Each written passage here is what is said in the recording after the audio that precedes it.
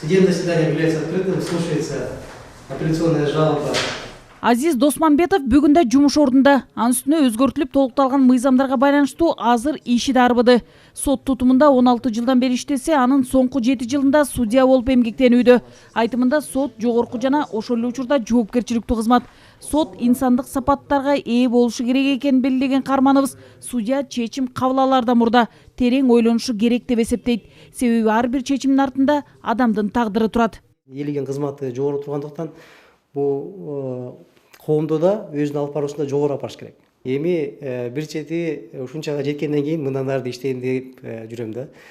Бул бир. Экинчи себеби деген баягы мен сот болуп дайындаганда менин ата-энем жана менин жубайым абдан сыймыктанышты. Албетте ар бир соттун чыгарган өкүмүнө тараптардын баары макул боло бербейт. Сөзсүз бир тарап нааразы болот. Адилет чечим гана баардык тараптын калыс оюн жаратат. Бирок соңку жылдары адилеттүүлүктөн гана тайбай, жосунсуз жоруктарга барган соттор да болууда. Тартип комиссиясы түзүлгөндөн бери же 3 жылда судьялардын үстүнөн 3020 даттануу келип түшкөн. Комиссиянын чечими менен 223 судьяга карата ар кандай деңгээлдеги тартип жазасы колдонулган. 8 судья мөөнөтүнөн мурда ээлеген кызматынан бошотулган. Жосунсуз жоруктарга барган судьялардан арылып, сот тутумуна ишенимди бекемдөөдө тартип комиссиясынын орду өзгөчө. Бирок соңку жылдары судьялардын терс аракеттерине нааразы болгон арыз даттануулар көбөйгөнүн президент тартип комиссиясынын төрайымы Нургүл Бакированы кабыл алганда белгиледи. Мындан улам мамлекет башчы судьялардын аракеттерине карата түшүп жаткан жарандардын кайрылуулары боюнча талаптарды күчөтүү, жосунсуз иштерге барган судьялардан арылуу талабын койду. Биздин алдыбызга президент абдан чоң талаптарды койду. Анткени ушул соттук системага негизи эле сотторго ишенимди кайра кайтарууда биздин тартип комиссиясы чоң ролду ойнойт да. Бизде толугу менен ушундай өзүнүн кынтыксыздыгын менен мындай толук ишенимге ээ болбогон судьяларды жазалоо боюнча биздин толук рычагыбыз бар, механизмдер бар, ал боюнча мыйзамдарыбыз бар. Азыркы учурда ошол мыйзамдын үстүнөн дагы толуктоолорду киргизүүнүн үстүндө иштеп жатабыз.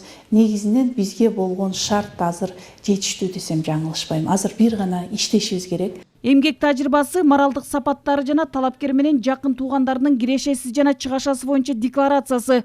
Бул судьяларды тандоодогу негизги талап кылынган критерийлер. Мына ушул кирешеси жана чыгашасы боюнча декларациясын талап кылуу менен коррупцияга аралашпаган таза сотту тандоого мүмкүнчүлүк бар. 3-4 баскычтан турган сынакта башкы максат жүрүм туруму кынтыксыз, адилет жана калыс чечим кабыл ала турган судьяларды тандоо. Учурда сотторду тандоо кеңеши мөөнөтү аяктаган Бишкек шаарынын райондорунун судьяларын тандоону баштады. Декларация тапшырбагандыгы болчу бул коррупцияга дагы каршы күрөшкө эң негизги болуп эсептелинет. Эне бул жерде талапкер өзүнүн мүлкүн, баардык болгон эмелерин ачык айкын көрсөтүш керек да. Ошон үчүн бул жерде декларация тапшыруундагы эске алынат да. Бул эң негизгилерден болуп ошо эске алынчу нерселерден болуп эсептелинет да. Таза жана кынтыксыз сотторду тандап, жарандардын сотко болгон ишенимин жогорулатуу максатында соттордун декларациясында кирешелери жана чыгашаларын ачык айкын көрсөтүшү боюнча иштер дагы күчөтүлмөй болду. Мындай тапшырманы президент Сооронбай Жээнбеков судьялар кеңешинин төрагасы Нурлан Атаназаровду кабыл алганда койду. Бул соттук укуктук реформанын маанилүү бөлүгү.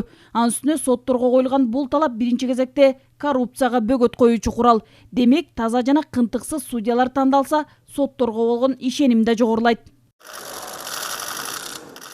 Мамлекет башчы соттор кеңеши сот коомчулугунун кызыкчылыгын коргогон орган катары, анын ичинде жеке эле судьялардын мыйзамдык кызыкчылыктарын жана укуктарын коргоо гана эмес, сот тутумунун ишин жакшыртып, өркүндөтүү, соттордун ачык айкын иши менен жүрүм турумунун кынтыксыздыгын камсыздоо боюнча да чоң жоопкерчилик артылганын баса белгиледи. Президент белгилеген дагы бир маанилүү маселе санариптештирүү боюнча ишти күчөтүү. Сот залындагы жана соттогу электрондук сот өндүрүшүнө аудио, видео жаздырууну толугу менен киргизүү.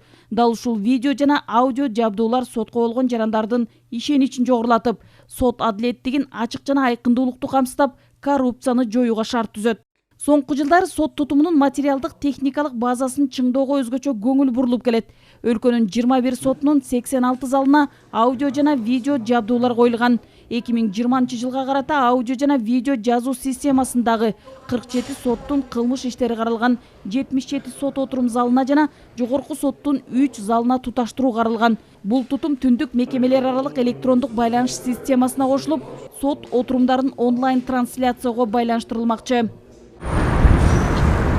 Соттук укуктук реформа мыйзамдарды өркүндөтүү, татыктуу кадрларды тартуу жана мыкты материалдык техникалык базаны түптөө багытында ыкчам жүрүп жатат. Анын алкагында соттук актылардын реалдуу, толук өз малында камсыздалышы аркылуу сотторго ишенимди жогорулатуу максатында жогорку соттун түзүмүнө өзгөртүүлөр киргизилип, 2 өз алдынча бөлүм түзүлдү. Алар соттордун чечимдерин аткарууга жана анын сапатын көтөрүүгө гана жооп берген, мажбурлап аткаруу кызматы менен сотторду материалдык техникалык жактан камсыздоого жана сот аппаратынын кадрдык дараметин жакшыртууга көңүл бурган сот департаменти. Нургүл Жумабекова, Чыңгыз Жумагулов, Ала Тоо 24.